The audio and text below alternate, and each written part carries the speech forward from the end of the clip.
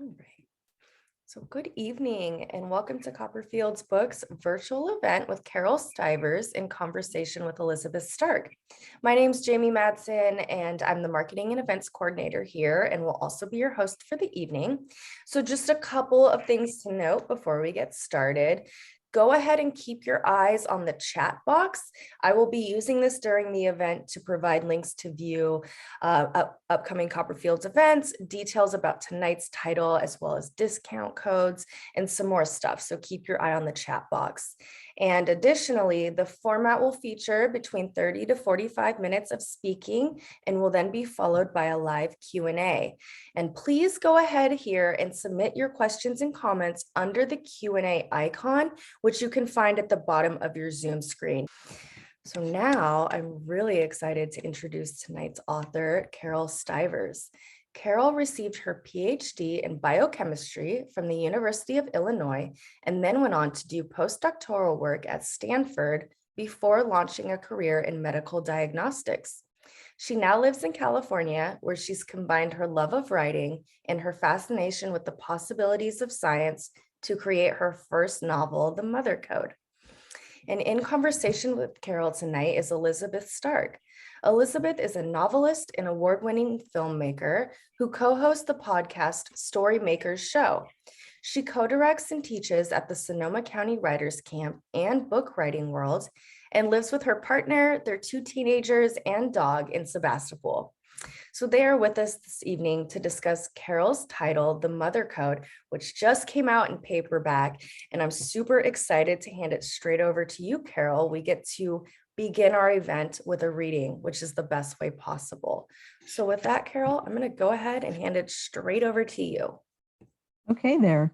I really want to thank Copperfields for hosting this. The bookstores have really stepped up for us authors who have had to do launch events during COVID times, and I really appreciate that. Originally, we were supposed to do this event May 14th last year, and I really appreciate that they decided to instead, let's do this for the paperback this year, and that I can be here with the lovely Elizabeth Stark, who I've met briefly, but so many other times through friends, etc.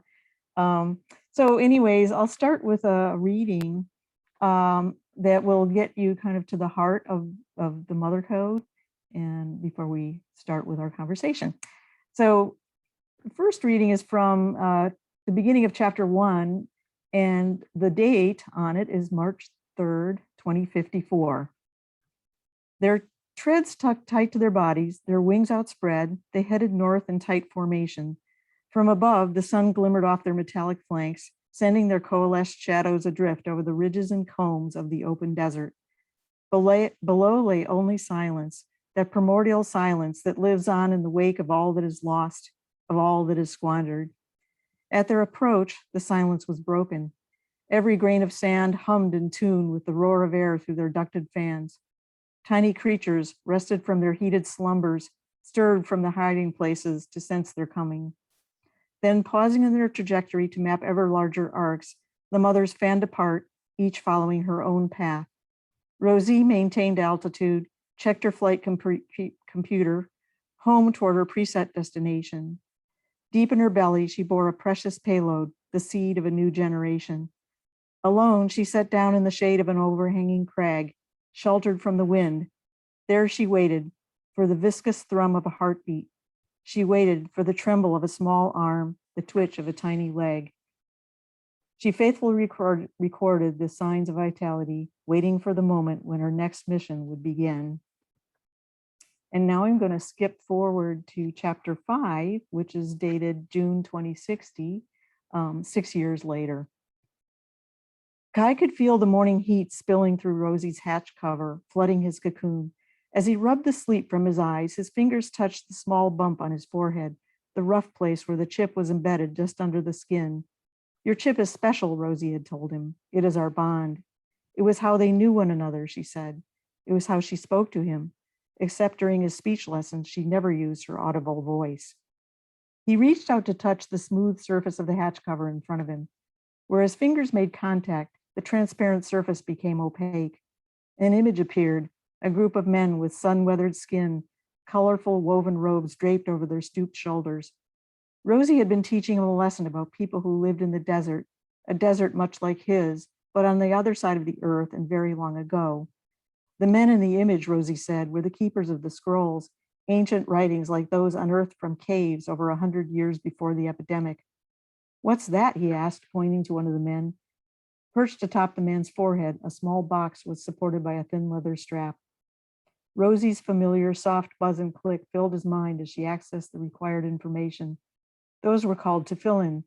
Each contained 4 tiny scrolls on which were written passages taken from a book called the Torah. Beneath her console, her servo motors whirred gently. This book described a set of beliefs that they lived by. You teach me through my tefillin, Kai said, pointing to his own dusty forehead, the chip encased there. Are you my Torah? Rho-Z paused. She was thinking, compiling her answer as she often did when he asked a difficult question. No, she said. The information that I provide is based purely on fact. It's important to separate beliefs from facts. Withdrawing his hand from the screen, Kai watched the image disappear. He peered through the hatch cover, once more transparent. Outside, the familiar rock formations surrounding their encampment stood firm, their massive red fingers pointing skyward. They were strong like Rho-Z, undaunted by wind and heat. He had names for all of them: the red horse, the man with a big nose, the gorilla, and the father who balanced his plump, round rock baby forever on his giant knees. Rho-Z had taught him about how humans used to live. She was his mother. He supposed then that the rocks were his family, the guardians who, along with Rho-Z, had kept watch over him since the day of his birth. He pressed the latch to his left, the sun's heat assailing him as the hatch door swung open. He scrambled down over Rosie's treads to reach the ground, coming face to face with his own reflection in the pocked mirror of her metallic surface. His skin was tanned and freckled, streaked with dust. A cloud of reddish-brown hair framed his head, and blue eyes twinkled from beneath heavy lashes. Somewhere, Rho-Z said, there were other children, others like him, but different. Rho-Z couldn't tell him how many there were now, but in the beginning, there had been 50. When the time was right, they would find them. So that concludes the reading portion. So good. Thank you, Carole, and congratulations on the paperback. It's really exciting. And the beautiful new cover. Yeah. I'm pointing the wrong way because I'm not mirror. There you go. Speaking of AI, yeah, it's beautiful. You know, I have to say, I reread the ending again this evening in preparation for our conversation, and it brought me to tears again. This is such a beautiful book. And when I first read it before the hardback, pub date, which was, what was this, over a year and a half ago, it seemed perhaps strangely prescient and maybe a bit dark. I have to say now it's sort of, with its maternalism and its multiculturalism, it's almost utopian for where we are now. So I wanted to just start first with, I know a lot of people have fears about, AI and about, about I don't know, there's this sort of rumor that this could go badly for us. And yet you do have this hopeful vision about it too. So can you speak to how you see the possibilities of artificial intelligence in our future? Yeah, so this is shades of my interview with John Markoff when we launched the hardback. He is a person who follows AI closely and had reported on it for years in the New York Times and other places. And he asked me the question. He says, "Which do you fear most? Some kind of biological agent or AI?" And I told him, well, for me, it's the biological thing that I fear the most. It's funny that, I fear the thing that I know the most. But, I think there's a couple of different ways of thinking about AI. One is robots. And robots, if you talk to someone like Fei Lin over here at Stanford, she heads up a department called Ethics and AI. And she was in conversation with Yuval Noah Harari at one event that I went to before the pandemic. And he, of course, is an alarmist. He thinks that robots are going to take over the earth and everything. And she says, no, we're nowhere near that. And if you also talk to people at Boston, was it Boston? I can't remember, Boston Robotics or Boston. They also are developing robots. We're nowhere near a frightening robot of that sort. But if you think about AI from the standpoint of the kind of technology that now rules the internet, if you think about the technology that tries to steal your identity or tries to sell you things constantly, or is kind of the deep fakes that someone could perpetrate on the internet, that kind of AI poses a huge threat, I think. And it's a wellspring of ideas for science fiction moving forward. Yeah, great. So as you read us from a little bit of each timeline, there are these two timelines. One tells the story of the adults of this sort of before, although it starts off about 5 years before where the other one starts, and then the second is the children and their mothers, and then we move forward with these two timelines. Can you talk about sort of why you chose to have these two interwoven parallel timelines, and then how you kind of worked with that? Yeah, so I think, if I read reviews on Goodreads and the like, I see people who really tune into the adult story, people who really tune into the children's story. It could have been either one of those alone. It could have been a story about adults facing extinction and trying to figure out how to make robots and children to replace them, or it could have been a story about the children and their struggle to survive. But what I wanted it to be a story about is a story about parents and children. And so what I did was like you said, I had the two storylines, and then at some point about halfway through the book, the timelines converge and the characters start to meet in real time. And then you see this conflict between the adults who have created something in the robots and children, which they feel responsible for. They're like the parents of them, and they're not sure they like what's transpiring at that point. And then you have a child, Kai, who is with his mother, and he has to decide what's best for him because he's the one who's going to be surviving in this new world. So that's why I did the story the way I did it. I'm not sure I will ever do timestamps in a book again, but I found it kind of necessary in this case in order to bring that whole story together. I think you would have been wondering, had you had either of the separate versions, you would have been wondering very much about the other sort of side of this, or the other part. Although as you're speaking, as the mother of two teenagers, I think, if the adults as parents and kind of worrying that what they've set up here is getting out of their hands and out of their control. Yes. And that's one of the things I love about any book that kind of takes on parenting, sometimes in these very extreme situations. I mean, like Room, for Emma Donohue's Room, a very different kind of book, but it's a book that is about an extreme situation but speaks so much to parenting. And I think this one really does as well, to just our human everyday struggles. So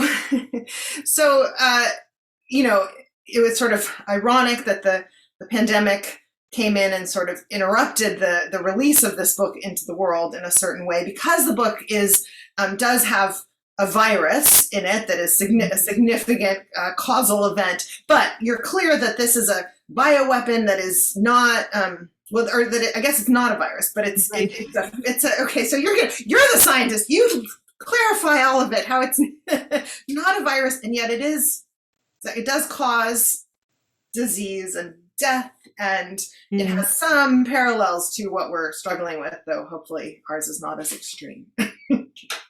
So yeah, I first had the idea for this book way back in 2004. I didn't start really writing it in earnest till 2011, when I started taking writing classes, and I was using it as an exercise to see how I could write a novel. But, way back when, and, I'm a biochemist, but I didn't specialize in virology, and we get really in the weeds, we scientists. on what we're specializing in. I'm more of a bacteriologist, more of a diagnostics development person. So I never really thought much about viruses, except that they were so overtrodden when it came to science fiction. Like, I watched the movie Contagion, you see this movie Outbreak. I just finished watching the trilogy, the reboot of Planet of the Apes, which has a great portrayal of a virus that causes all kind of havoc. And I thought, also the fact that a virus can't possibly, thank God, kill as many people as I wanted to kill off in my book. And so I had to come up with something really nasty. So one day, as I was pondering how to kill off all these people, I was driving home from one of my consulting gigs, and I had NPR on the radio, and there was a scientist named Chad Merkin. He was on this show, and he was describing something called spherical nucleic acids. And he works in Evanston, in Northwestern University in Evanston, and I went home. I thought, oh, maybe for spherical nucleic acids, maybe that's something. This is kind of like a nanoparticulate kind of DNA that can pass through cell walls without the need of a virus to help it get in. So I said, oh, I went home and I Googled on him, and here I find this YouTube video of him talking to the Air Force Academy. And I thought, what the heck's with that? It turns out Air Force Academy is interested in all kinds of technology for all kinds of reasons. But my mind started getting to work on that. And keep in mind that his technology could never be as stable in the environment as mine is, right? Once you release it, I mean, it's really hard to stabilize the formulations that he has. And, but I have it doing weird things and joining up with archaebacteria in the soil and all kinds of things. And people kind of just being in the air you breathe. And so you cannot avoid this thing. You're not going to I'm not going to catch it from you. You're not going to catch it from me, but we're going to catch it from the air. Mm-hmm. So that's how I came up with it. It's really a weird story that 2 months before the lockdown in California last year, which for us happened in March. This was in January. I saw Dr. Merkin at an ACS local chapter meeting, and it was just north of where I live here, and I didn't have the guts to go up and talk to him or say anything. But he was talking then about using these things to develop vaccines, and so that's the direction that his lab took. And either he was being very prescient, or he knew something was coming. But there's lots of applications of these things, and I hope you will look them up and enjoy and realize that he's not a mad scientist looking to doom us all. I also love that sort of idea of you going around thinking, how can I kill off so many people? Yeah, so evil. Neither are you, Matt. I'm the evil one, yes. Yeah. So how about on a logistical level, how did the pandemic change the publication, schedule, and how did it affect the project? So yeah, like I said, I started writing it 2011. I didn't get finish it and find an agent until 2018. And I sold the book in, was it September 2018, sometime in there. So that was well in advance of COVID. And then when, you have your line edits you have to do. So the line edits weren't really completed until October 2019. And that was still before COVID. And I don't know what I would have done if COVID had come along while I was doing those line edits, because I know a lot of authors were caught up in the middle of that. What to do now? My book is in LA and there's no COVID or something like that. But I just thought, gee whiz, I'm glad the timing worked out that way. But there's typically like an 18-month time gap between the time you sell the book and the time it goes to market. So of course it was scheduled to go out on May 5th, 2020. And that was timed very carefully to be near Mother's Day. And it was all going to be great. And we had all these things scheduled, a lot of hype around the book. a lot of excitement. And all of a sudden so March 14th in California was when we started kind of going into lockdown. And as we know, New York City was doing much worse even than we were. So around March 23rd, I get a call from the editor, and I thought, oh no, and she says, well, we're going to have to push back the publication date. They were closing down their warehouses, they were closing down their printers, all kind of havoc was happening back there. And they said, well, we'll try for August 25th last year. So that's what happened. It ended up launching on August 25th. And at that point, I felt like it was almost like you could have heard a pin drop. We had still COVID going on, just raging. And then on top of that, this really contentious political season that was happening. A lot of books about Trump, a lot of books. There's a book by Barack Obama coming out. So it was not a good time for a debut author to be launching a book. And I always felt as though my my whole writing and publication experience up to that point had been like a fairy tale. I couldn't believe it. And after that, it became more like a Grimm's fairy tale. But I was really happy that the publisher is sticking with me, and not only that, they have come up with this beautiful new cover, because I really like. I have to say, I like this cover better than the original cover, and it's really a nice way to kind of give it kind of a reboot. Reboot the mothers here at this point. I love it, and I will say that that my students who are here wouldn't forgive me if I didn't ask about being sort of a second act writer, right? That you not second rate, but you have you are a Silicon Valley biochemist. You've done other things in your life, and some and to kind of then become a professional writer. Can you talk about? I think people are afraid of facing prejudice around age, and just if you could talk a little bit about the experience of, were you writing your whole life? Was this your first novel? How was it to kind of move into the realm of professional writing? So I did worry about that ageism thing, but it is not a thing to be worried about. Do not worry about that. That's not a thing. So I think for me, it was more, if people tell you you can write, people always told me I was a good writer. But the thing was, I was always writing grant proposals or technical briefs or standard operating procedures, things like this. I wasn't writing fiction, and it's a whole different beast. And so the key was that when I was casting about for something to do, when I wanted to pull back and not work full time anymore, I had a consulting business going on. I thought, well, what do I like to do? I really did want to try my hand at writing, and I tried it a few times over the years, but I'd never really written anything longer than a short poem, or maybe I don't know, maybe a page or two or something. So no, I hadn't been writing all my life. So I thought, well, I'll give it a try. And my daughter was taking classes at San Francisco writing salon. And she had a teacher up there, Juns Kim, that she would shout out to Juns Kim. She says, oh, you have to take classes from this guy. He's so great. And I did. And he had what was called a writer's toolkit, which, and it turns out he was from the same university I was from, University of Illinois, and he'd studied psychology and all this. So we had something in common.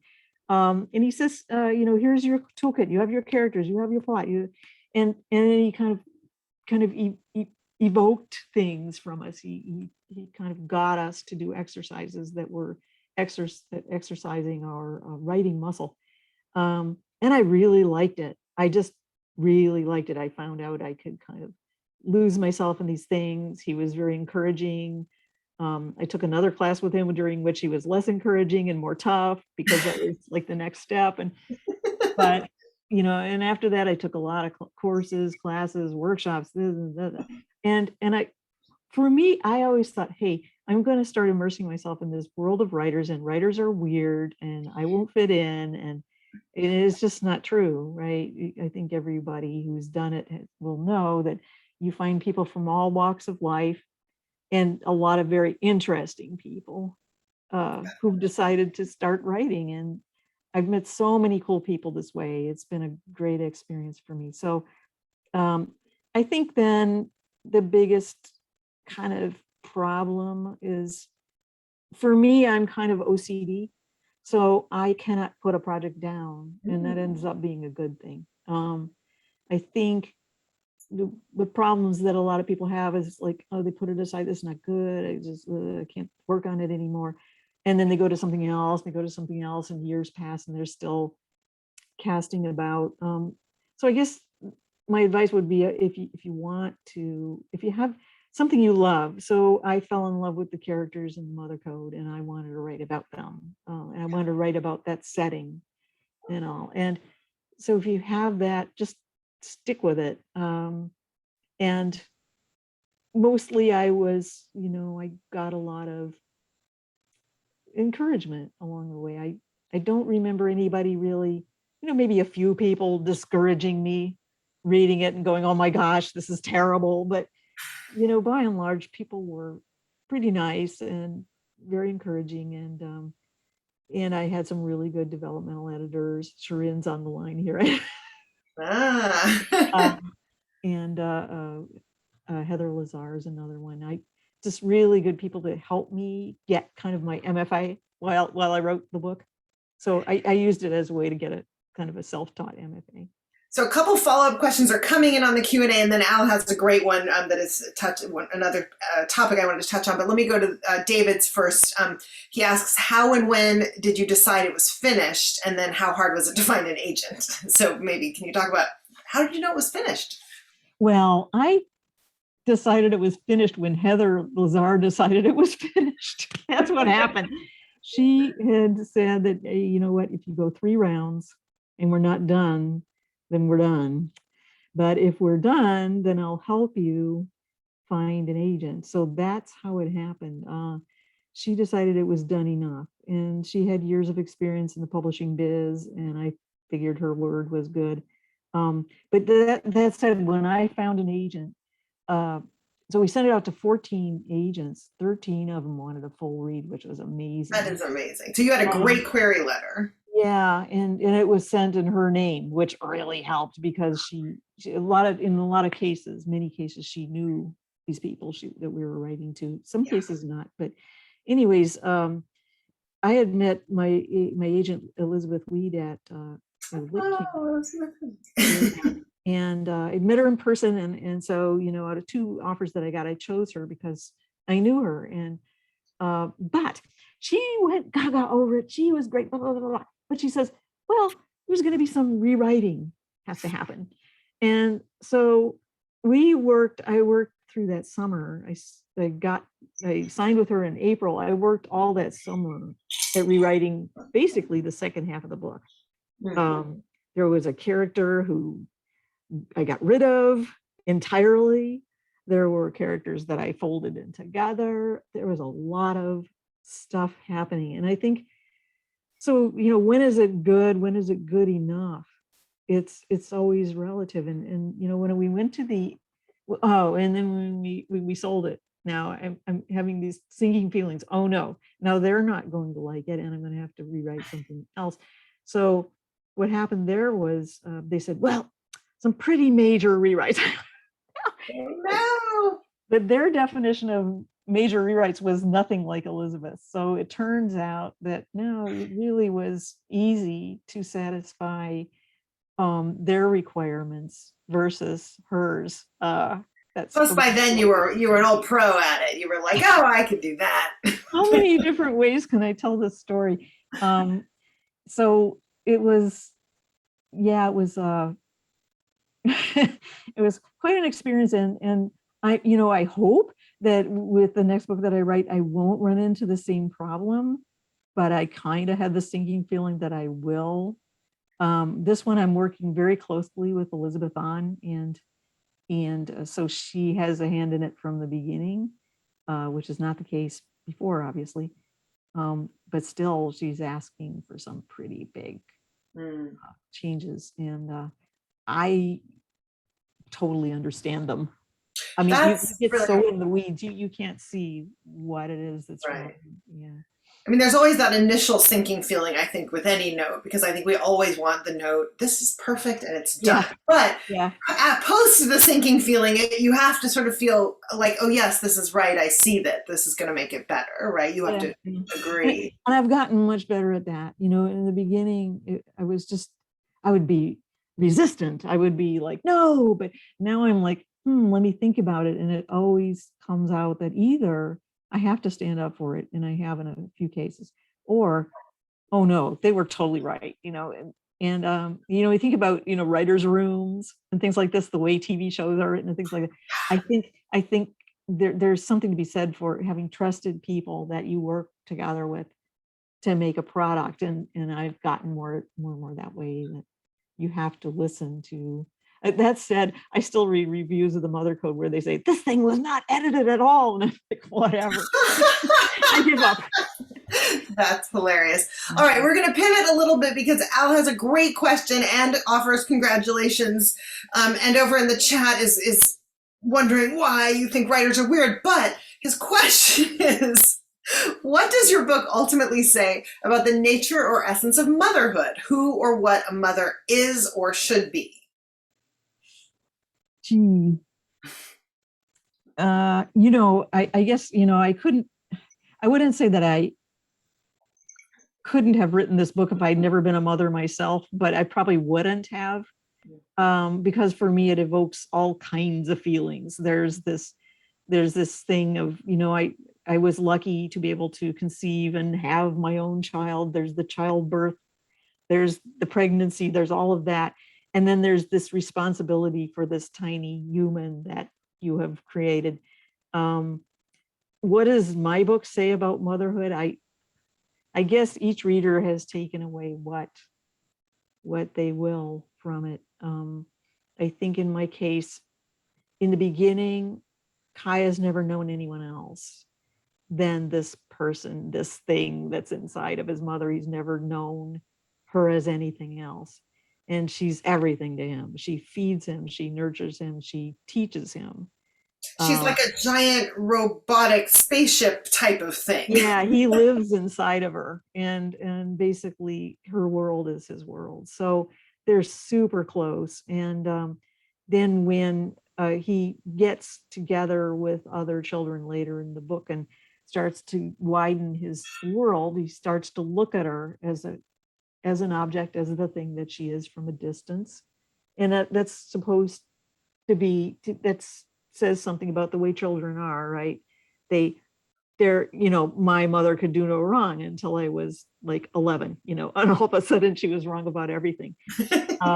And so there's that goes on. And then afterwards, there's this coming to grips with his relationship with her and the idea that he needs to kind of stand up for her since she's stood up for him for so long. So a lot of these things were supposed to mirror what happens with real kids in real life and the real development of a child in real life, although his childhood is definitely different. Yeah. But also, so there's this piece in this, you know, this New Dawn project where the person who creates these robotic mothers has kind of replicated the personalities of the human biological mothers of these different children. And so that is just, you know, really fascinating in terms of kind of what it means to be human, what it means to be non-human, what is the reach of humanity beyond ourselves. So can you talk a little bit about that? And did that fascinate you? And you did not enough to develop a novel? Yeah, it did. In what way? There's like you know, when you think about it, you know, if you look online, you can find profiles for people who have died. You know, some of my friends still have Facebook pages and they're gone and things like this. So in a lot of ways, people tend to live on longer than. I found my mother's phone number and address 10 years after she died. They were still online. She doesn't live there anymore, but so there's that. And then there's these companies that will, you know, they offer to freeze your brain so that you can come, you know, just when the technology arises, they could wake it up again and you could continue to live on. But this idea of kind of prolonging life in AI is something that it shows up a lot in science fiction. And I think it's something that, you know, a lot of people think about a lot. In my case, they decided very specifically, there's a scientist named Rose McBride, and she very specifically makes the decision that, hey, these robots have to be based on real women, because otherwise they won't, and they have to be based on the mothers of these children, because that will seal their bond. And so this is how she will model them, and that's how she does it. And Kai's finding out about that is really important in his growth and development as well. So it's something, yeah, that was super important to me. Yeah, yeah. What do you think about the ethics of that kind of? I mean, you know, because you get into this wonderful complex territory. You don't say, well, these are robots and we you know, they can serve their purpose and be shunted aside. I mean, we don't want to go into the whole arc of the book, but like, I don't know. Do you see this kind of, that there is a kind of hybrid possibility that like, the Kai's relationship to this mother is to the human mother that she's based on, and to this robotic mother, is as, you know, in the book, very real and important. And I guess, but I don't know, you talked about the sort of disturbing side of of this kind of AI, you know, knowing us, the all-knowing AI of you know, commercialism and so on. But here in the book, it's this maternal kind of all-knowing. Do you think that that's kind of a hopeful vision? Yeah, I mean, and you talk about ethics. I think, you know, in the case of my book, ethics are kind of thrown out the window because everybody's dying. So, but I think, you know, if you come up with this idea of, you know, replicating someone in the form of AI, it does give me the squirrelies. I don't like the idea of that. I don't like the idea that my identity could be stolen and turned into AI, for example. I'm not sure that the women who were used in that way would have agreed had they known what was going to happen. But they don't know in the story. They don't know. They Right. think that they're donating their eggs, and that this is a kind of a psychological profiling exercise that they're going through as part of this thing. So it's not ethical, but it kind of, you know, they're throwing ethics to the wind at this point, and they're just saying, hey, we have to do this, and this is the way we want to do this, and so here we go. And it's like, there's a lot of unethical things that the scientists do in these extreme circumstances. Yeah. And is this, so that's the ethics. The ethics might have to go out the window, but how about the science? Is the science kind of as accurate as you could make it, or did you give yourself leeway? So in terms of deep learning, you know, that's what I use, this concept of deep learning, so that you would teach a robot something to, you know, to strengthen its persona in this case. That's kind of well known. It's way more advanced than anything we have now. But also there's a kink in my book, and if I may give away something, I think that the close relationship of the mother with her child is what really seals that deep learning, and what really makes the mothers develop into what they become.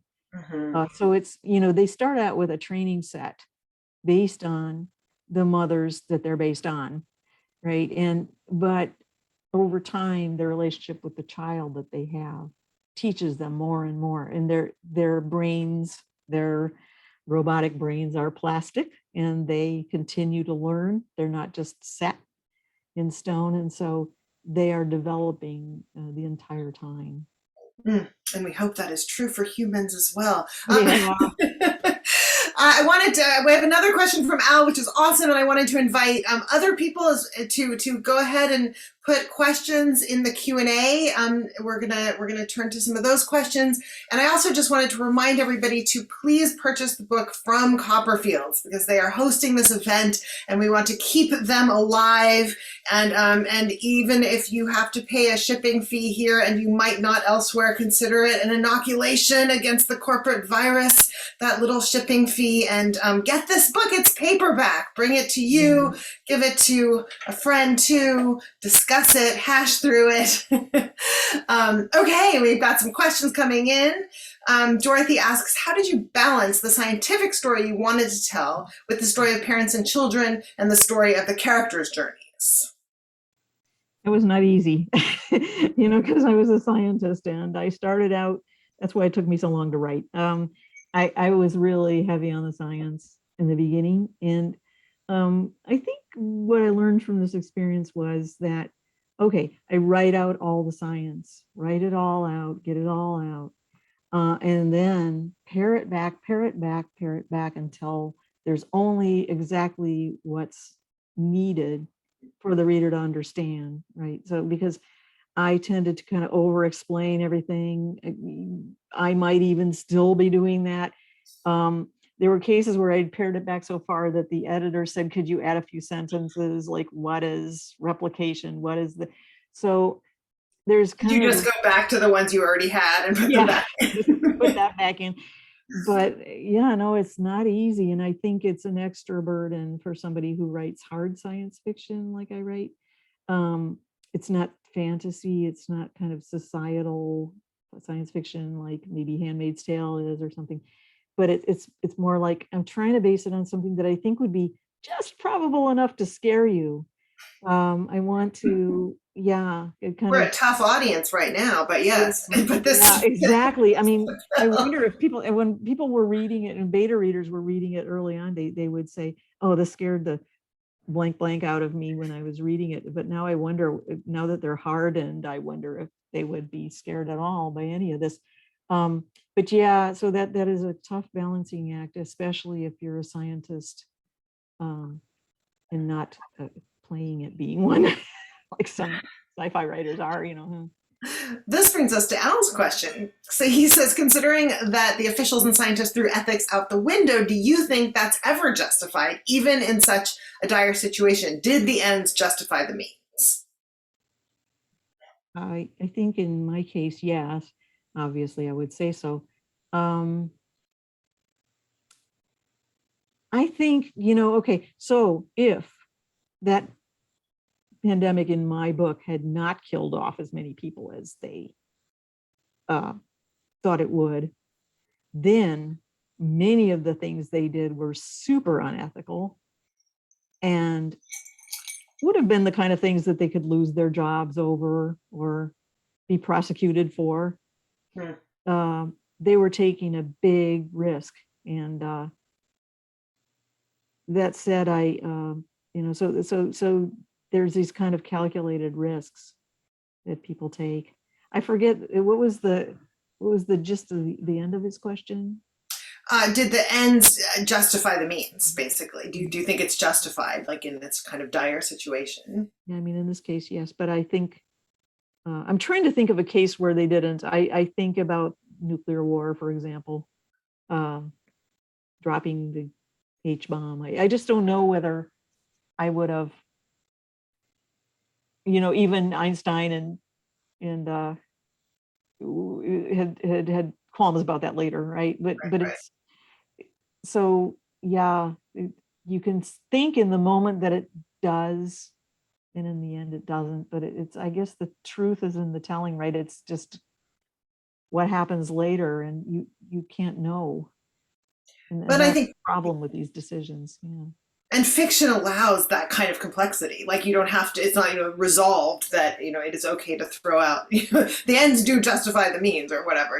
We have to look at all the good, the bad, the ugly that came out of this scenario, right? Which is what plays out in the book, and make a decision. Katie asks, what conditions or circumstances help you get into your most creative states? What nurtures that flow for you? Oh, I found out that Not eating sugar is a good thing because Yes. I have to not, and drinking green tea, it helps with no sugar. What gets me into the state? There's a technique that Janice Cook Newman teaches, a mindfulness writing, and which is kind of a state that you can go into. There's two techniques I use. The first one is this mindfulness thing, where you focus on an emotion that your character is supposed to be feeling. You close your eyes and you go there to that emotion. Just write down everything you can think about how they're feeling that, and then later pare it back to, just what you need. And another technique is very much like that, and that is that you just write everything you want to write. It's true, especially in the case of dialogue. You write everything you want to write, all the things that characters would say if they could say them, and then you pare that back and get it to the essence of it and the subtext of it, which is difficult in dialogue, right? So you have people talking at cross purposes, and then you can kind of have this conversation where the reader knows what character A and character B are thinking, but character A doesn't know what character B is thinking, and vice versa. So that's very tricky, but sometimes just writing out the whole thing and then paring it back. So that's a technique I use a lot. And yeah, but as far as getting in the mood to write, I have to get my butt sat down, and I have to have quiet. I can't have music. I can't, it has to be total. And then even then, sometimes I just sit there and tear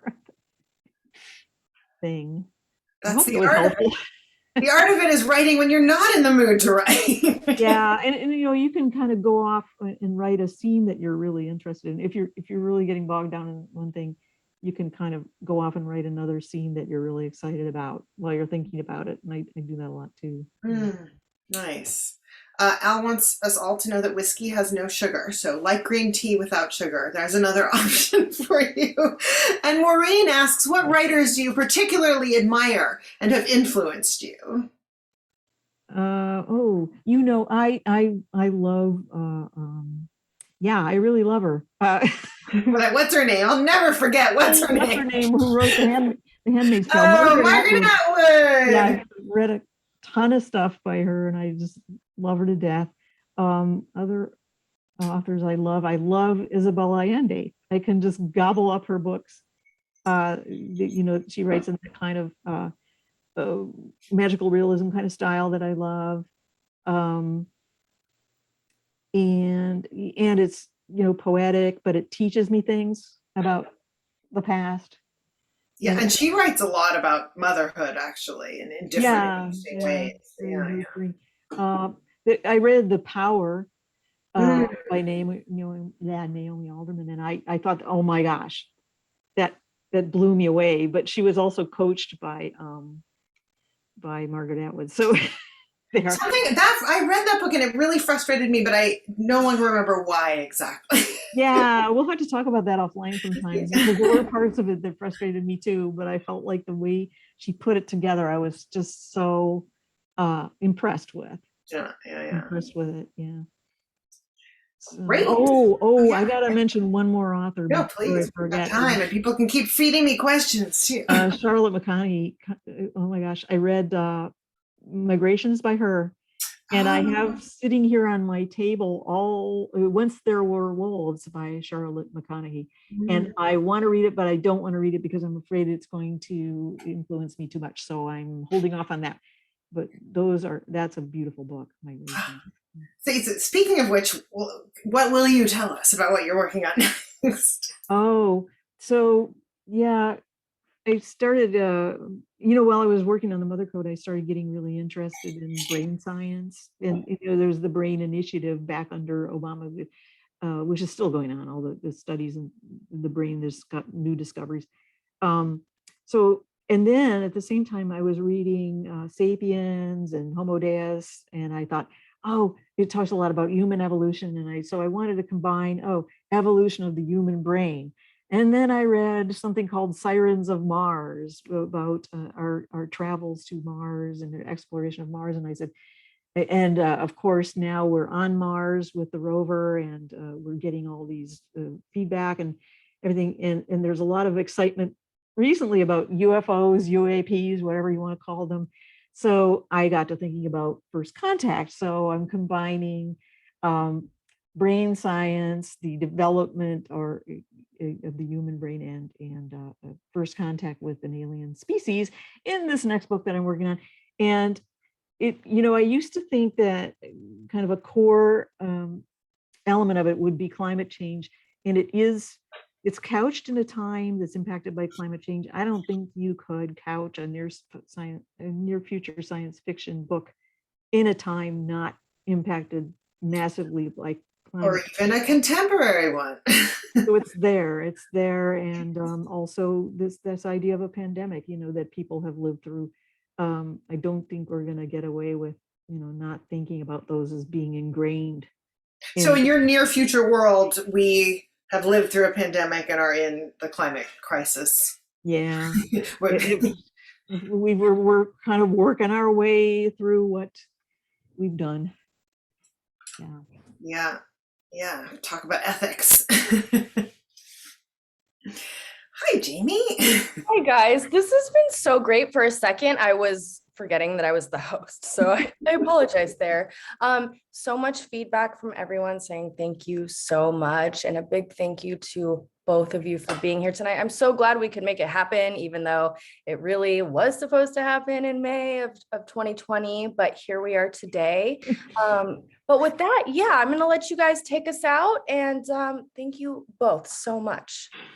Well, I just want to say thank you to everybody who came and asked such fabulous questions, and thank you to Jamie and to Copperfields, which is our local bookstore and has been a saving grace in the pandemic. So please support them. And Carole, just congratulations to you on the paperback. Yeah, and I want to thank everybody who came, and I'm so glad you're recording this, because I had a lot of kind of emergency emails at the last minute saying, I can't go, are they going to record? So I'll be sending the recording out to all my friends, and thanks so much for doing this. It's a godsend to be able to actually have another event for the paperback. So great. Well, on that, thank you and have a great evening. All right.